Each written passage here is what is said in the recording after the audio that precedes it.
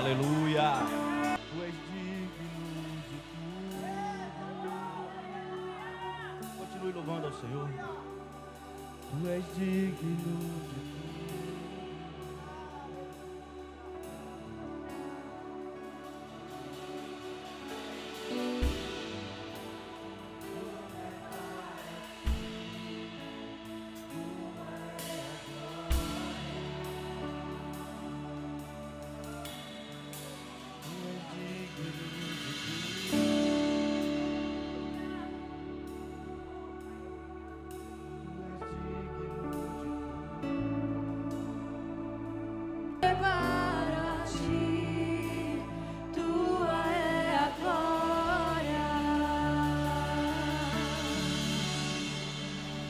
Aleluia. Você pode novamente aplaudir o Senhor o mais forte que você puder. Aleluia. Digno é o Senhor.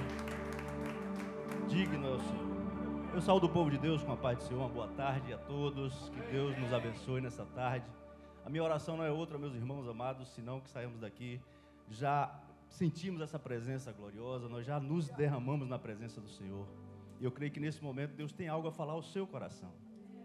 Eu creio nisso, piamente, que Deus tem algo a falar ao seu e ao meu coração nessa manhã.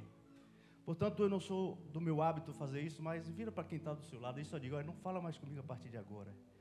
Vamos tentar ouvir, vamos ouvir o que é que Deus tem a falar conosco. Deixa Deus falar contigo. Tem um louvor muito antigo no Brasil que diz: abra o teu coração, deixe Deus falar contigo. Abra o teu coração e deixe Deus falar contigo.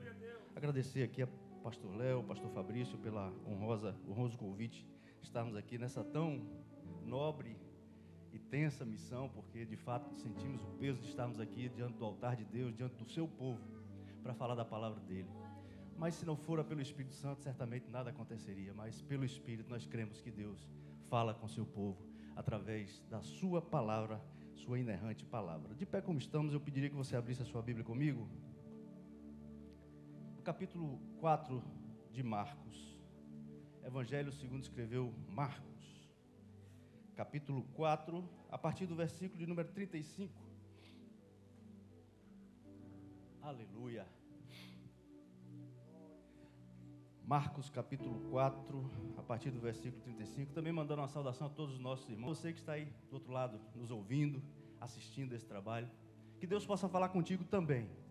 Porque para Deus não existe geografia, não existe a física que nós conhecemos, a distância física que nós conhecemos. Não, para Deus, Deus fala aqui, Ele pode falar com alguém que está lá no Japão, na Austrália, onde for, no Brasil, lá na minha bela Heliópolis. Que Deus possa falar com cada um de vocês, em nome de Jesus. Um abraço e a paz do Senhor a todos que nos ouvem. Marcos capítulo 4, a partir do verso 35, ele diz assim: e naquele dia, sendo já tarde, disse-lhes: passemos para a outra margem. E eles, deixando a multidão, o levaram consigo, assim como estava, no barco. E havia também com ele outros barquinhos. E levantou-se grande temporal de vento, e subiam as ondas por cima do barco, de maneira que já se enchia de água. E ele estava na popa, dormindo sobre uma almofada. E despertaram-no, dizendo: mestre, não te importa que pereçamos? E ele, despertando, repreendeu o vento e disse ao mar: cala-te, aquieta-te. E o vento se aquietou, e houve grande bonança. E disse-lhes: por que sois tão tímidos? Ainda não tendes fé? E sentiram um grande temor e diziam uns aos outros: mas quem é este? Mas quem é este? Mas quem é este que até o vento e o mar lhe obedecem? Aleluia. Pode tomar o seu assento, aplaudindo ao Senhor por esta palavra. Louvado seja Deus. Glorificado seja o nome do Senhor para sempre. Estamos diante de um texto bastante conhecido da igreja. Nós que somos assíduos leitores e frequentamos cultos durante uma boa parte da nossa história, da nossa vida, Conhecemos certamente, já ouvimos falar muito sobre esta passagem bíblica. Fala de um momento tenso na vida dos discípulos, na vida dos que seguiam a Jesus. E fala exatamente sobre uma tempestade que se abateu sobre um determinado lugar onde Jesus estava dormindo. E antes de entrar necessariamente no texto que vamos aqui discorrer, eu queria deixar um tema para essa mensagem. Quem é este? Desde o início desse culto nós estamos dizendo quem Ele é para você.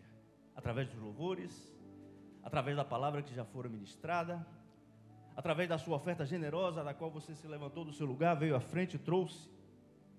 Nós já estamos falando, discorrendo sobre quem é este desde o início do culto.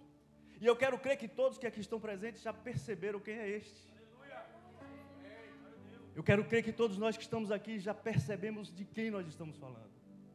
Mas, iluminados pelo texto que lemos, nós vamos falar um pouco sobre esse Jesus poderoso, que a despeito da tempestade dormia, mas que ao despertado como que de um susto pelos seus discípulos assombradados, ele simplesmente diz ao vento: aquieta-te, acalma-te, e houve bonança. É desse Jesus que nós queremos falar. Mas antes de entrarmos propriamente no texto, como eu disse, eu gostaria de falar algumas questões que são inerentes ao texto. A tempestade, as tempestades na vida do crente, do não crente, não, ela é democrática. Ela atende e atinge a todos. E as tempestades, elas são inevitáveis. Inevitáveis.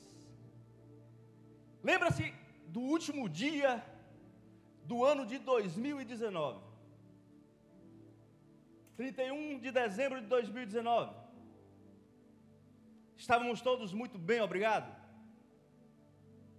Nós nunca havíamos passado, eu particularmente nunca havia passado por algo tão tenso, tão denso e tão traumático como a Covid-19. Mas o ano de 2020 ele vira, e com ele traz consigo algo que é, aquele vírus, ele roubou, tirou de nós pessoas amadas, pessoas queridas, conhecidos e desconhecidos, e nosso meio pessoas que são amáveis e são caras ao nosso conviver. Portanto, elas são inevitáveis. Um momento ou outro da história ela vai acontecer. Ei, pastor Fabrício, elas são imprevisíveis. Extremamente imprevisíveis.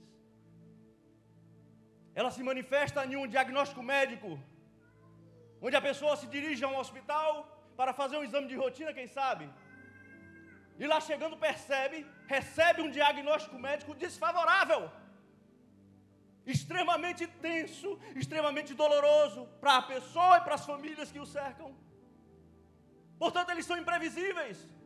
Elas são imprevisíveis. Você vai dormir, você acorda um dia feliz, pastor Léo, tranquilo, sossegado, mas ao término daquele dia, você vai dormir banhado em lágrimas, os seus olhos estão marejados, porque algo tão tenso aconteceu na sua vida, algo tão difícil aconteceu na sua vida. Eu tenho 52 anos de idade, e nesse meu tempo de vida, de existência, 2 dias marcaram profundamente a minha vida. O primeiro dia foi dia 20 de novembro do ano de 2000, como eu disse, acordei um dia normal de trabalho, estava no meu local de trabalho, tranquilo, fazendo as minhas tarefas diárias, Laelga. De repente eu recebo uma ligação de um primo meu, Cláudio, tio Dário passou mal e está no hospital, meu pai. E parece que a situação não é muito boa. E aquele dia que amanheceu com um riso nos lábios, eu tive que ir dormir com lágrimas nos meus olhos, pela perda do meu pai. Imprevisivelmente, inesperadamente. Dia 2 de janeiro de 2014, igualmente, um dia não comum como qualquer outro. Houvéramos acabado de virar o ano de 2013 para o dia de 2014. Estávamos em família, passeando pelo interior de Alagoas. Eu lembro perfeitamente daquele dia, ficou muito marcado na minha vida. E de repente uma ligação muda toda a história do nosso dia. Rose recebe uma ligação de alguém na Bahia, lá em Salvador, dizendo que seu irmão mais velho, 46 anos de idade, me perdoe, dona Marisete, lembrar esse fato tão traumático e doloroso, mas é para contextualizar o que nós estamos falando. A imprevisibilidade das tempestades que se abatem sobre nós. ela recebe uma ligação dizendo que seu irmão houvera sofrido. E nós tivemos que sair do interior de Alagoas às 2 horas da manhã para Salvador, numa viagem pautada em subir, descer, acordar e dormir, ficar de pé e cair, passar por dificuldades e passar por bonança. Essa é a dialética da vida e não tem como fugir disso. Mas para além de inevitáveis, previsíveis, elas são incontroláveis. Perceba o texto que nós acabamos de ler. Nós estamos falando de homens experientes. Esses homens que estão no barco com Jesus, que são de repente, eles estão num lugar de autoconhecimento. Lembre-se que lá em Mateus capítulo 4, quando Jesus vai chamar os seus discípulos, vocacionar os 12 para estar com eles, ele encontra Pedro e Tiago, estão lá lavando suas redes no mar da Galileia. É o lugar de nascência de Pedro e de Tiago. O capitão Nico está ali, já enfrentou os mares bravios de fazê-lo diante da adversidade. E é assim que às vezes acontece na nossa vida, nós queremos ir para frente e parece que só vamos para trás. Parece que nós queremos avançar e só recuamos.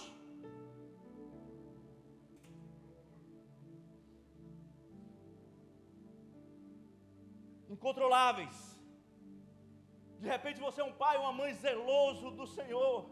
Está aqui nesta manhã e de repente você criou seus filhos nos mais retos caminhos do Senhor.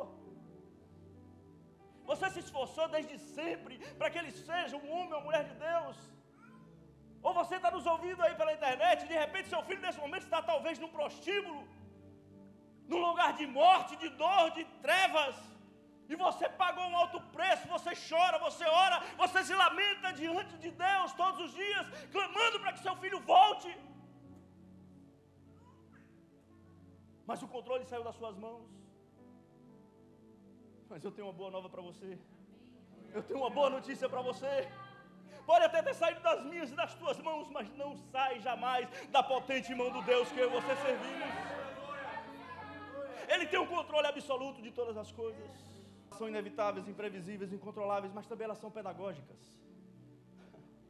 Elas nos ensinam. Elas são educacionais.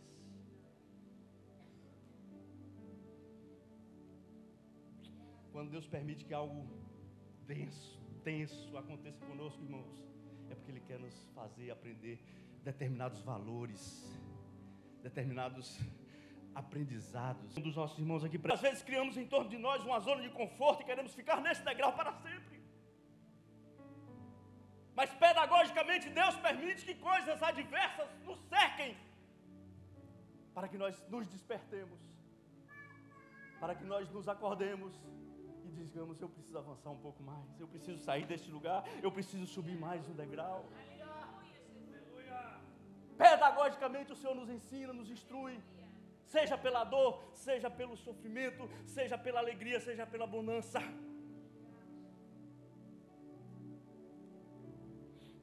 Romanos capítulo 8, versículo 28 diz assim: e sabemos que todas as coisas cooperam juntamente para o bem daquele que ama a Deus.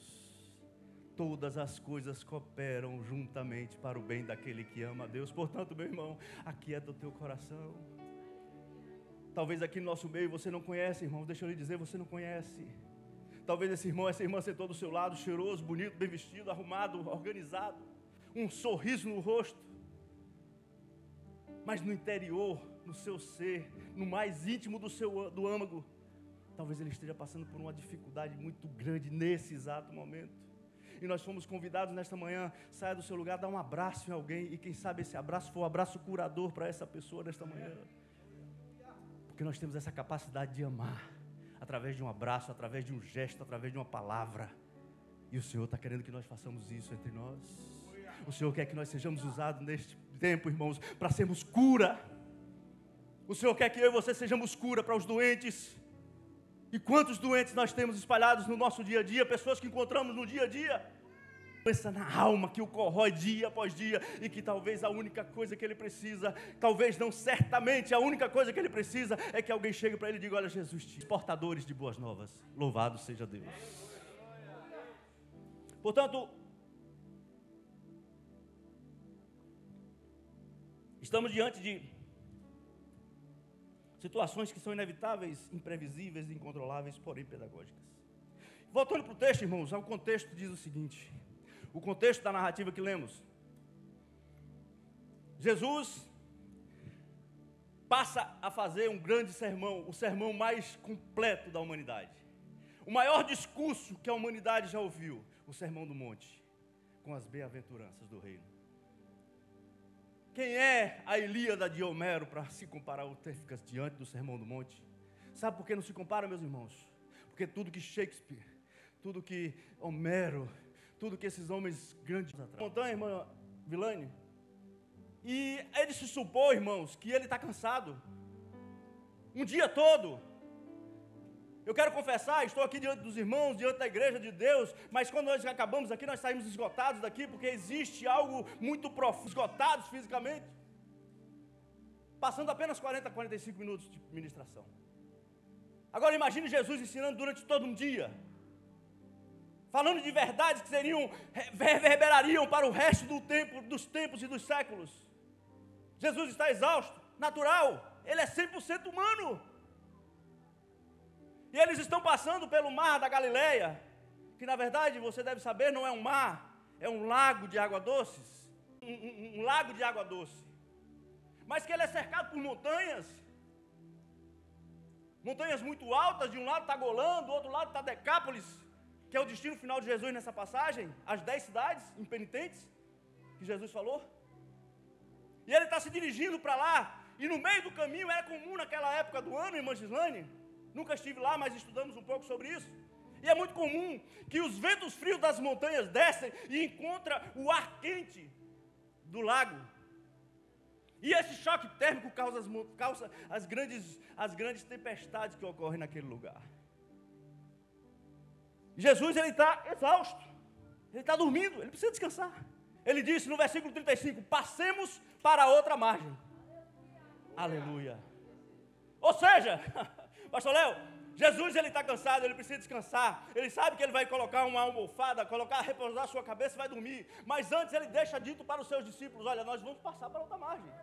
Então somente isso, passemos para outra margem. E foi descansar. O sono dos justos. Tinha o barco de água, ele trabalhou o dia todo, deixa que ele descanse. Nós estamos sob controle, nós conhecemos, afinal de contas, o mar da Galileia, isso aqui já é a nossa rotina. Mas à medida que o tempo avança, eles percebem que estão perdendo o controle. E eles vão até Jesus e o acordam meio que como que indignados com a paz que há em Jesus. Olha a pergunta que eles fazem, irmãos, no versículo de número 38. Mestre, ô Jesus, pelo amor de Deus, fôssemos nós nos nossos dias, pelo amor de Deus, né, Jesus? Não te importa que pereçamos? Pergunta extremamente difícil. Jesus se levanta, acho que com aquela cara de quem acordou com sono. Você já se viu no espelho como é que você acorda, irmão? Porque nós queremos, quando falamos de acalma-te, sem qualquer espetáculo, sem qualquer show particular, simplesmente pela palavra, acalma-te, aquieta-te. E a Bíblia diz que houve grande bonança. Aleluia. Esse é o Jesus que eu e você servimos.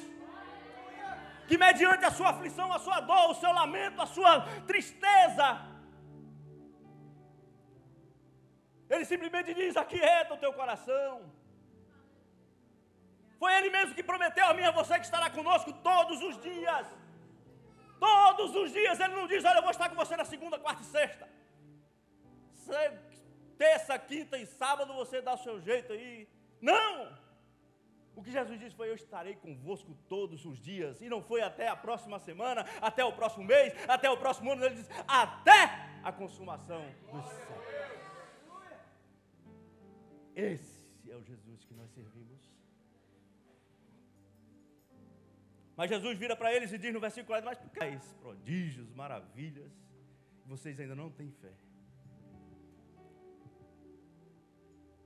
Eu ouvi esses dias um professor de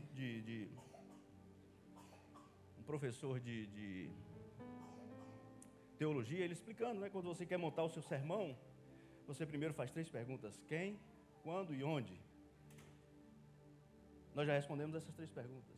Não vou seguir a risco que ele me ensinou, mas só para ilustrar. Então nós estamos falando de Jesus e seus discípulos no mar da Galileia durante a tempestade. Mas ele diz também que você estabelece alguns tópicos para que você desenvolva a sua mensagem. E é a partir daqui que eu quero desenvolver a minha mensagem nessa temática. Nós temos ainda 16 minutos e eu creio que nós chegaremos lá, em nome de Jesus. O texto, meus amados irmãos, ele é regido por 3 perguntas. Uma está no verso 38, uma no verso 40 e uma no verso 41. A primeira, ela vai dos discípulos para Jesus. Fez a nossa vida. Para você. Cláudio, olhe para você, Cláudio. Essa não é a sua pergunta, Cláudio? No momento em que a dor vem, no momento que a dificuldade vem, no momento que a doença bate a porta, no momento em que uma crise no casamento se instala, no momento de uma desordem financeira inesperada, e você continua firme, servindo ao Senhor com tudo de bom que você tem, com o melhor que você pode oferecer, e a crise se instala igualmente. E a pergunta que nos sobrevém ao coração é essa: Senhor, não importa que eu pereça. Isso nós fazemos porque nós estamos tomados pelos nossos próprios problemas. A exemplo dos discípulos, que não tendo condições de controlar a fúria dos mares, pensam que Jesus simplesmente nos abandonou e os lançou à própria sorte. Mas deixa eu lhe dizer, Jesus não nos lança à própria sorte. Convoquemos a Ele para participar da nossa batalha, mas sabe o que nós, via de regra, fazemos? Eu consigo, até aqui eu vou. Queremos confiar no nosso próprio braço. E o que é que a Bíblia fala sobre isso, meus irmãos? Enganoso é o coração do homem. Enganoso é aquele que quer estabelecer a sua própria força para vencer as batalhas invisíveis. Convide Jesus para a sua causa. Ele não está dormindo tão somente porque ele descansou e entregou o seu caso. Não, ele está dormindo porque ele está descansando, mas ele tem um controle absoluto sobre a situação. Então somente continue crendo e confiando. Os discípulos não conseguiam, em primeiro lugar, depois de saber que eles têm essa pergunta angustiante, eles não conseguem compreender a desconexão. Há uma desconexão entre passemos a outra margem e uma tempestade. É verdade. Ora, se Jesus disse, vamos, a tempestade se levanta. Então há uma desconexão na cabeça dos discípulos, eles não conseguem compreender isso, ele não tem algo que não está batendo. Porque nós somos craques e mestres em fazer isso, irmãos. Convenhamos. Então é comum de compreender e entendê-los. O texto diz que Jesus está dormindo. Quem está dormindo não reage. Capítulo 11 de João fala sobre a morte. Reage. Capítulo 11 de João fala sobre a morte. Marta chama um dos seus conservos, vai até Jesus e diz-lhes: o teu amigo, aquele a quem amas, está doente. O mensageiro, irmã, ele vai até onde está Jesus, lhes dá a mensagem, lhes passa o recado. E Jesus, mas para que o meu nome seja glorificado na terra. Agora veja o que acontece, irmã Virlane. O rapaz volta. Nós tivemos um dia de viagem para ir até onde está Jesus, mais um dia voltando, 2. Quando ele volta, já é o segundo dia, Lázaro já está morto. Como ele vai explicar para Marta a mensagem que já está morta? Olha como que fica a situação desse jovem mensageiro. Mas passam-se os dias, Jesus vai até eles. 4º dia, já está morto de 4 dias. Interessante que quando Jesus chega diante de Marta e irmã Elaine, era comum, Rabi, dado a sua inércia, Marta chega diante de Jesus e diz: Senhor, se tu estivesses aqui, o meu irmão não teria morrido. Passado. Se tu estivesses aqui, o meu irmão não teria morrido. Jesus diz: Marta, Marta, não se aperre não, Marta. Teu irmão há de ressuscitar. Ela diz: eu sou crente, pastor. Oh, Jesus, eu sei, mas ele vai ressuscitar no último dia. Futuro, ela está pensando no futuro, ou seja, ela não consegue viver o presente. Como se ele dissesse: Marta, eu não fui, eu não serei.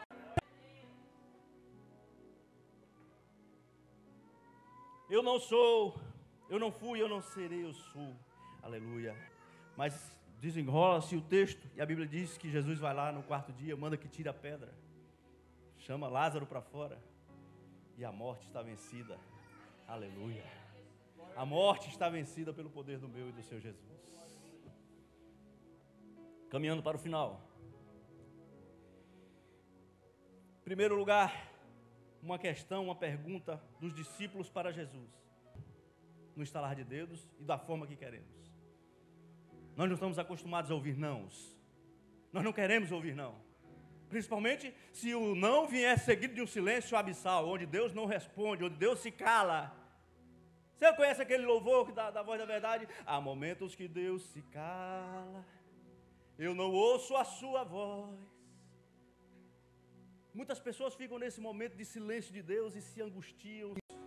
Talvez a bebê da irmã Laís ou o Lucas, eu acho que, assim, dos que nós já conhecemos no convívio. Mas vamos pegar o exemplo, o pastor Léo gosta de churrasco, também que tu gosta. Mas vamos pegar o exemplo do pastor Léo, como costumamos fazer. Aquilo que você vai colocar diante de si, se Deus não disser que seja aquele que foi escolhido para a sua vida, pula fora! Sai! Deus tem algo melhor, Deus tem algo preparado, Deus tem algo grandioso, glorioso, que Ele quer que se cumpra na sua vida. Mas a impaciência, a vontade de resolver, afinal de contas, não sei porque eu não tenho. A certeza de que o Senhor trabalha para o bem daqueles que nele esperam.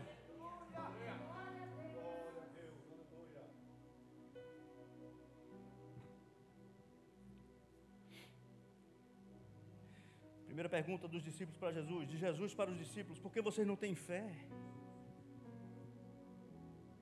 Por que vocês não têm fé? O que é que falta para que vocês tenham fé?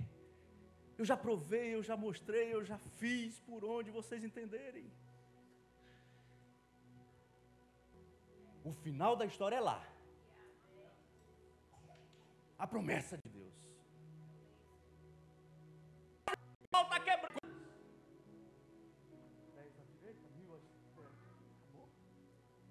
Você não vai ser atingido, louvado seja Deus. Mas em quarto e último lugar, eles deviam ter fé e não medo, por causa do poder de Jesus.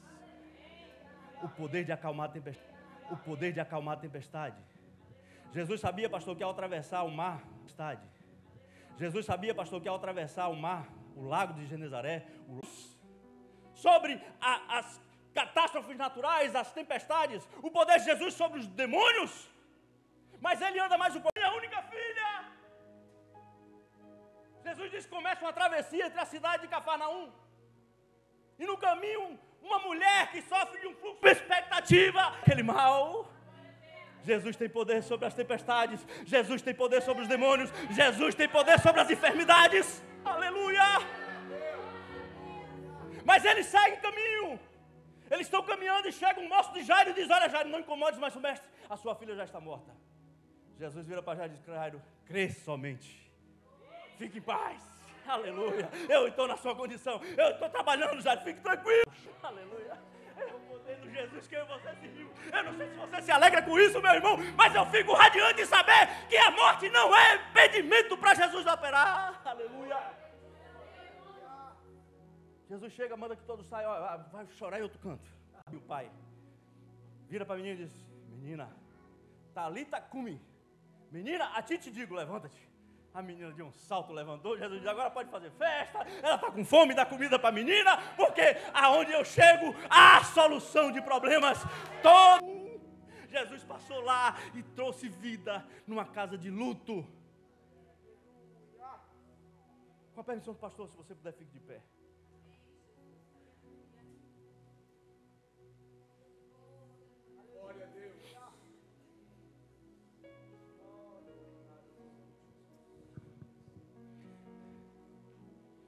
Jesus tem poder sobre as tempestades.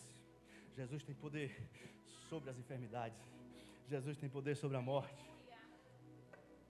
Jesus tem poder sobre os demônios. Esse é o Jesus que eu e você servimos. Portanto, a resposta da pergunta do versículo 41. Eu imagino o mar calmo e sereno, pastor Léo, tudo tranquilo. E agora os discípulos atordoados, atônitos, um vira para o outro e diz: mas quem é este? Quem é este que até o vento e o mar lhe obedecem? Nós poderíamos fazer discorrer aqui sobre Jesus desde o Gênesis até o Apocalipse, quem Ele é. Mas deixa eu lhe dizer, você sabe quem Ele é.